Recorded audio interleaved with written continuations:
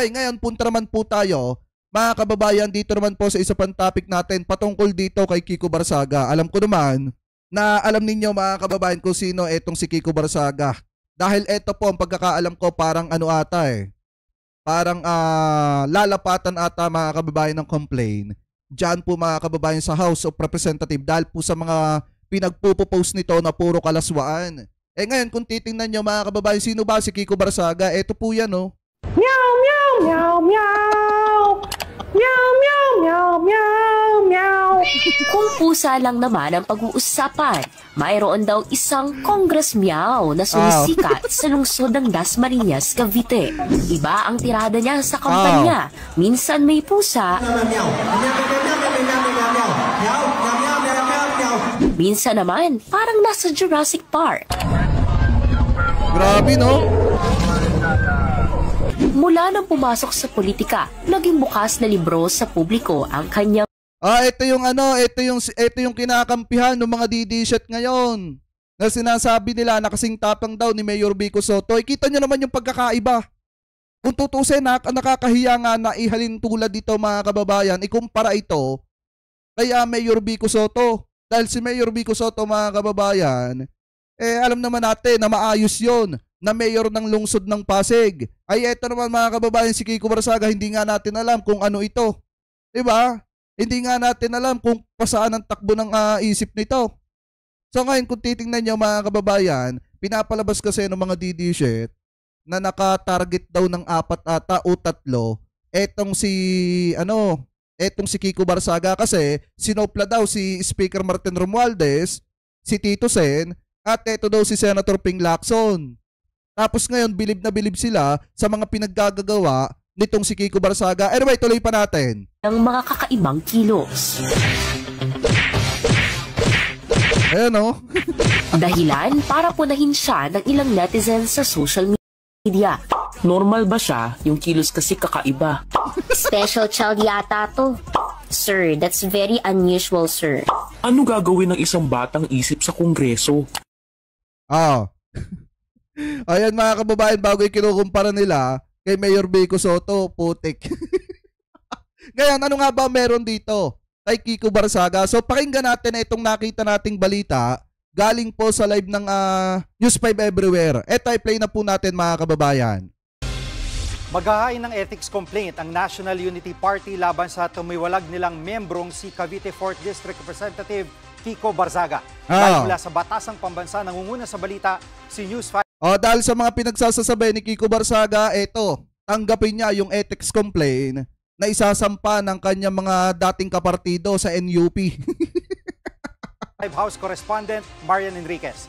Marian, ano nagtulak sa NUP na sampa na reklamo si Congressman Barsaga? JG, napuno na nga yung ilang miyembro ng National Unity Party. Marami na raw kasing nilabag itong si Congressman Kiko Barsaga. At kabilang na nga rito ay yung House Code of Conduct kung saan nakasaad na lahat ng kongresista ay dapat magkaroon ng kredibilidad. Pero ginamit umano ni Barsaga yung kanyang social media accounts para siraan ang mga institusyon ng pamahalaan. Lumabag din daw nga itong si Barsaga sa Code of Conduct and Ethical Standards para sa public officials and employees. Kung titingnan daw kasi itong social media accounts ni Barsaga puro kalaswaan, abusadong pananalita at layong pahinain ng tiwala ng publiko sa pamahalaan. Pakinggan natin itong pahayag ng chairman ng NUP na si Congressman Ronnie Puno. Lalagyan niya ng pera yung di ba? I know he is not well. But we cannot allow this behavior to be unresponded to ito yung ito yung mga kumalat mga kababayan na litrato ni Kiko Barsaga na inaano niya yung mga kababaihan. Di ba may mga litrato pa nga siya na nakaangkla yung kanyang ulo sa legs ng babae.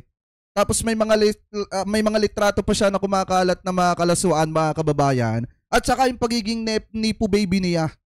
Isa rin po yan mga kababayan sa kumakalat ngayon. Kaya nga siya nababalikan ng mga netizen na sinasabi na magaling pumuno sa iba, pero siya naman yung pamumuhay niya ay talagang napakarangya. At masasabi nga na wala naman siyang trabaho. Pero kita nyo naman kung paano mag-flex ng pera. Sobrang dami. Anyway, tuloy pa natin. Kailangan magsalita tayo. Hindi pwede yung ganyan. Hindi pwede babuyin yung mga babae natin, kababaihan natin. Ayan, ganyan. Di ba? We live in a decent society. We're trying to... Ayan o. Yan kasi mga larawan mga kababayan na kumakalat. Wait, tanggalin ko lang yung comment section. Pakita ko sa inyo. Lakihan lang natin. Ayan o. Diba kung titingnan nyo mga kababayan, yan po kasi yung mga dahilan kung bakit etong si Kiko Barzaga ay mabibigyan or maireklamo mga kababayan na mga kasamahan niyang kongresista kasi nga hindi na po tama yung ginagawa ni Kiko Barzaga. Ano po talagang nagsobra yung pagiging kulang niya sa pansin. Anyway, tuloy pa natin. Develop good moral character in our children. This is not helping. And he is a congressman. Tama. At may iba pa bang nakikitang paglabag si Congressman Barzaga? Grabe no? Jiggy, ilan pa nga doon sa mga pinunto ng NUP na maaaring nilabag nitong ni Barzaga ay ang revised penal code. Hindi lang daw kasi pang-iinsulto sa gobyerno yung ginagawa nga ni Barzaga, kundi maaaring magpasiklab ng karahasan o pag-aaklas nga o inciting to sedition. Kabilang nga sa mga binabanata nito ni Barzaga at iniuugnay doon sa Ghost Flood Control Projects ay ang liderato ng Kamara, mga senador at miyembro ng gabinete. Jiggy, sinusubukan pa rin nga natin kuna ng pahayag itong si Congressman Barzaga. Tsaka malapit na malapit itong si Kiko Barzaga kay Sara Duterte. Kaya hindi na rin nakakapagtaka mga kababayan kung bakit pareho sila ng pananaw. Anyway, tuloy pa natin.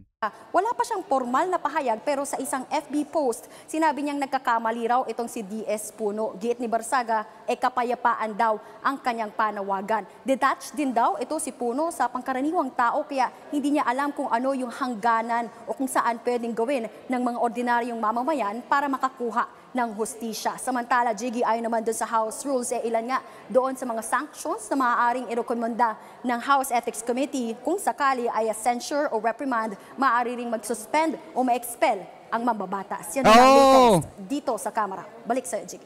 Yan ang ulat ni Marian Enriquez live mula sa Batasang Pambansa. Pagtitigil pasada mga tsuper. O dapat lang yan mga kababayan na i-expelled na lamang itong si Kiko Barzaga kasi putik wala namang nagagawa yun sa Kamara. Kita nyo ba yung pinaggagawa niyan? Kung malimit kayo mag-check ng social media account ni Kiko Barzaga, makikita nyo na bukod sa puro kalaswaan yung pinagpupost niya at kung sino-sino mga babae yung kasama niyan, talagang makikita nyo rin mga kababae na na hindi normal yung kanyang paraan ng pag-iisip mga kababayan sa kanyang posisyon bilang isang kongresista. Kasi nga naman, kung mapapakinggan ninyo yung statement na binitawa ng kanyang pinsan na si Kap Niño Barzaga, mas may isip pa nga mga kababayan itong si Kap Niño Barzaga kaysa dun sa kanyang pinsan na si Kiko Barzaga. Kasi biruin nyo pinapayuhan ni Niño Barzaga itong si Kiko Barzaga na umayos at gampanan yung tungkulin niya bilang kongresista para matulungan yung distrito na hawak niya po dyan sa may Cavite mga kababayan, sa may Dasma. Ang problema, wala na sa tama yung pinaggagawa nitong si Kiko Barzaga. Baka sabihin naman ng iba, bakit naman si Eli San Fernando? Iba po Magkaiba mga kababayan, etong si Eli San Fernando at saka itong si Kiko Barzaga. Si Eli San Fernando, kritiko nga, kumikriticize mga kababayan, pero para sa mga manggagawang Pilipino.